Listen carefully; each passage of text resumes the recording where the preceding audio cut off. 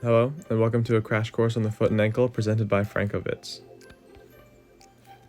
So first, I would like to go over what I will be covering today. So first, I will briefly be discussing the bones of the foot, then moving to the ligaments. After that, I will be touching on some common injuries to the foot and ankle and how they affect the bones and ligaments, as well as special tissue tests so that you can help diagnose them yourself. First, I'll be going over the bones of the foot. The forefoot, midfoot, and hindfoot are the three main sections of the foot. The metatarsals and toes make up the forefoot, which aids in balance and propulsion. The midfoot, which is made up of tarsal bones like the cuboid and the navicular, creates the foot's arch and distributes weight and absorbs shock. The arches are stabilized by the muscles and ligaments in this area.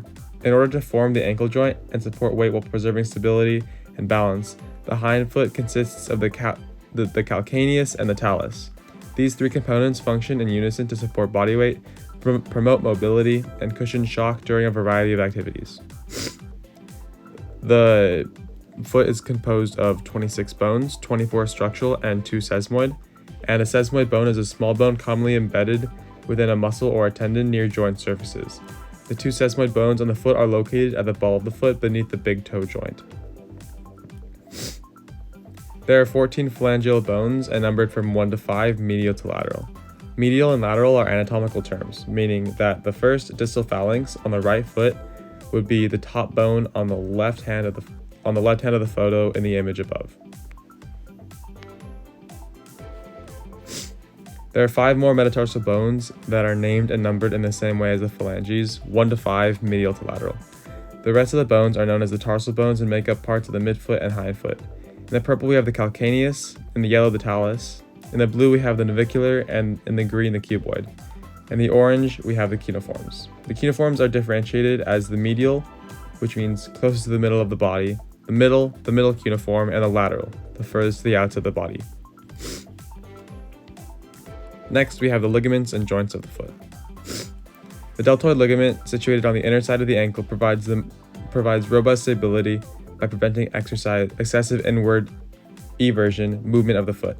On the outer side, the posterior talofibular ligament restrains excessive backward posterior movement on the talus bone, while the anterior talofibular ligaments forward anterior movement, crucial for maintaining ankle stability during activities like walking and running. Additionally, the calcaneofibular ligament, also on the outer side, stabilizes the ankle joint by restricting inward eversion motion.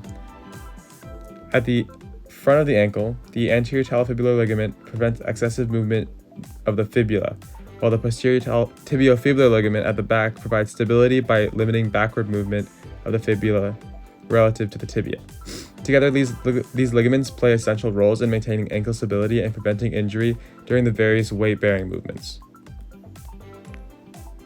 The ankle itself is comprised of 3 bones: the tibia, the fibula, and the talus. The connections between the tibia and the talus will create the medial malleolus in the fibula, and the talus will create the lateral malleolus.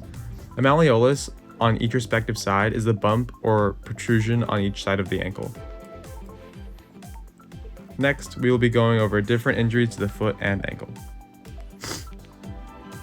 The 3 different injuries to the foot and ankle that we'll be looking at today is tarsal tunnel syndrome, long bone fractures, and lateral ankle sprains. According to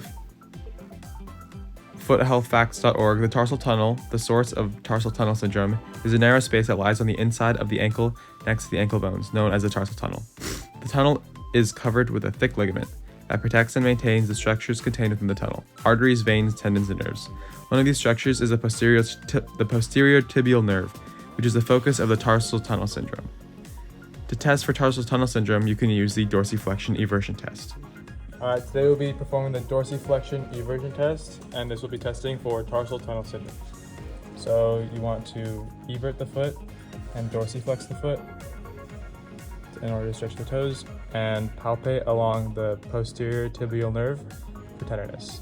And the test will be positive if there is an increase in tenderness during palpation of the area posterior to the medial malleolus.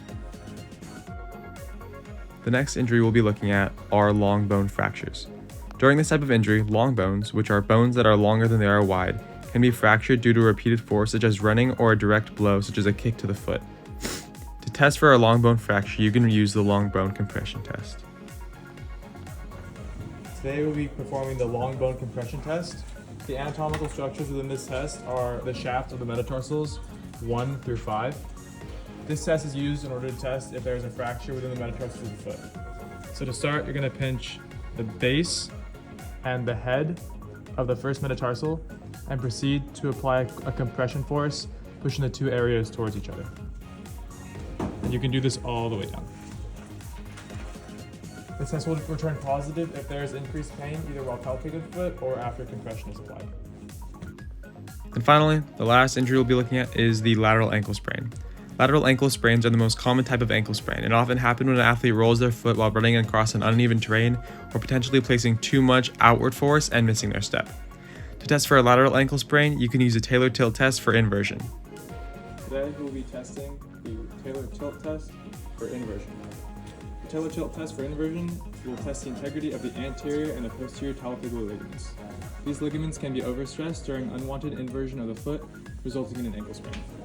Because this is a test for inversion, the ligaments tested will likely be the anterior talofibular ligament, the ATFL, and the posterior talofibular ligament, the PTFL.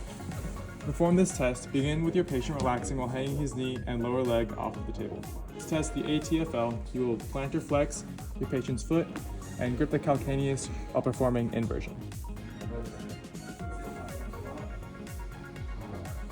To test the PTFL, you will maximally dorsiflex the patient's foot and once again grip the calcaneus while performing inversion.